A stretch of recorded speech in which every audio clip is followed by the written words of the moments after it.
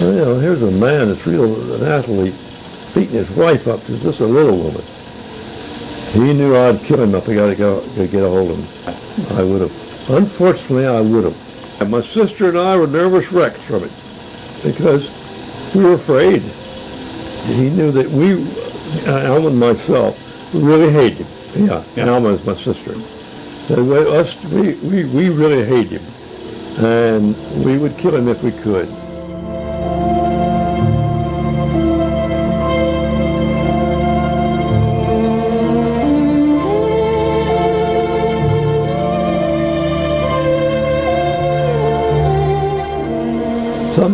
Somebody said, well, I saw your father get on the train out there. And, so he never came back.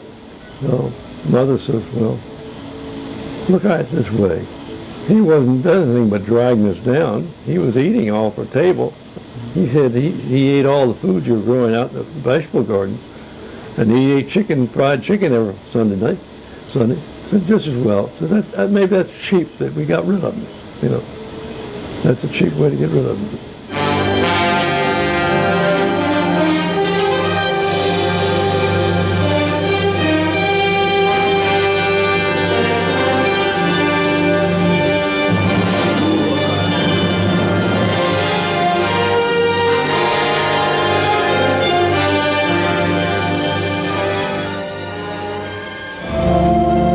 But there's so much alcoholism in our family, it just scares you to death. I mean, there's my older brother died of an alcoholic, my sister died of an alcoholic, and Ted, my younger brother, he's alcoholic. And then I said, well, what happened to him? I said, what? He said, didn't you know? I said, no, you never told me. He said, didn't you know how he died? I said, no, I didn't know the situation. What happened to him? Well, he says in the 70s sometime, 1970s, so it was late.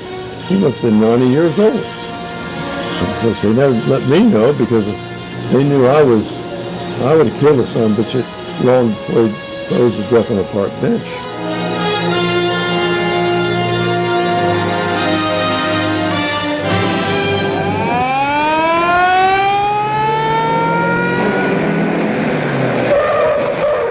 He froze to death on a park bench. He froze to death on a park bench. But I'll tell you, it was one of his problems. The last time I saw him, his hand was shaking like that. And that's the last time I saw him. But his hands were shaking then. He had the DT. I remember in Bowery, I often drove through there.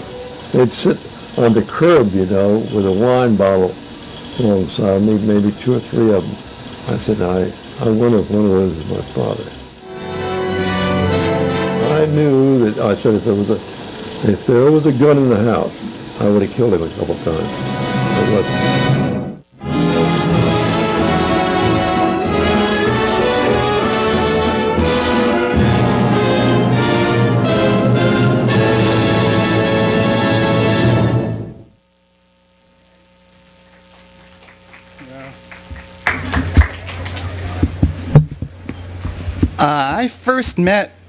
I first got in touch with Fletcher Hanks Jr.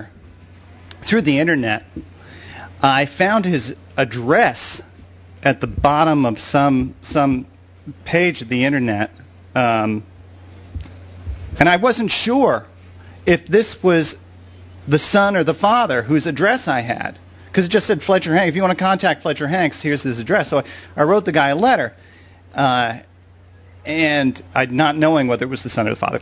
And I said, if you're the same Fletcher Hanks who was the cartoonist, I'd like to get in touch with you. I'd like to know, I'd like to talk to you. And within 2 hours, I got back an email that said basically, my name is Fletcher Hanks Jr.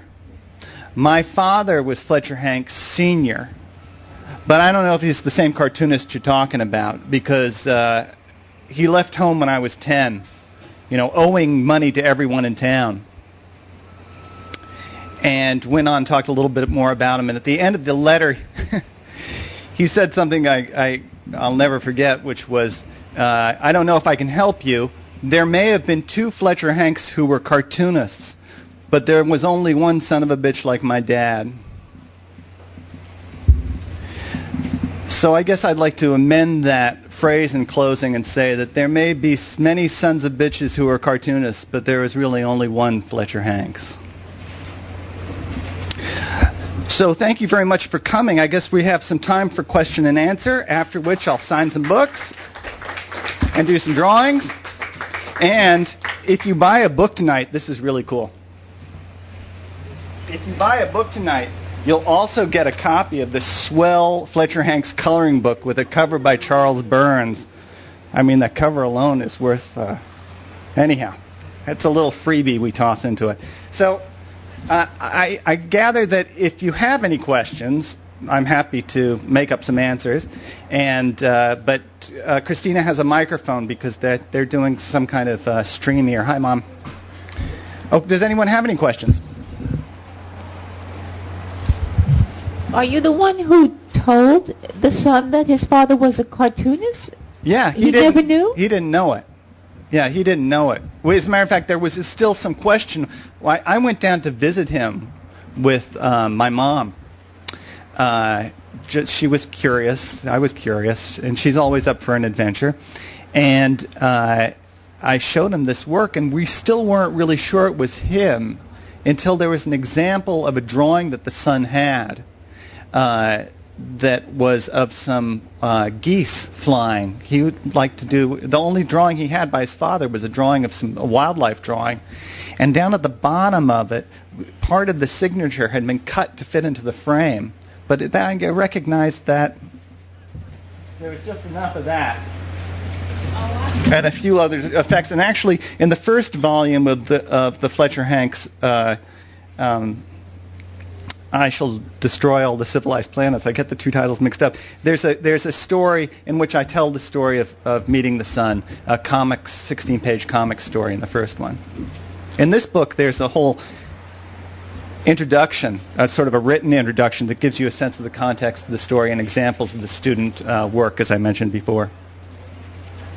Yeah, and matter of fact, when he looked at this stuff, the son was a very interesting guy. And it's a whole other story. But when he looked at this, he never read comics, and it just didn't make any sense to him. It's like, why would anyone want a book of this stuff? He and his wife were looking very much forward. The book that they were looking forward to was Reagan's Diaries, which was due out the next month. So this collected comics thing, he was like, well, that's nice. He was very pleased, though, when I presented him with the first volume. This was sometime maybe 6 months before, maybe 8 or 12 months before he died. There's a picture of him holding the first volume there. Dedicated the book to him. Any other questions? Now that you've completed the collection of these comics, are you still researching to find out more about this person's life and maybe other work he may have done? Yeah, I've got some feelers out there. I've been in touch with a very distant cousin in the last few months who, actually it's a distant cousin of a woman whom he lived with in New York for many years. I know what kind of guy he was, and I know about his work, but there's still this huge missing chunk of time that remains unaccounted for in between 1941 and 1970. When he did, in fact, die on a park bench. And there's the death certificate to prove it. I'm still trying to figure out. But I haven't seen any other examples of his work anywhere, and believe me, I've looked.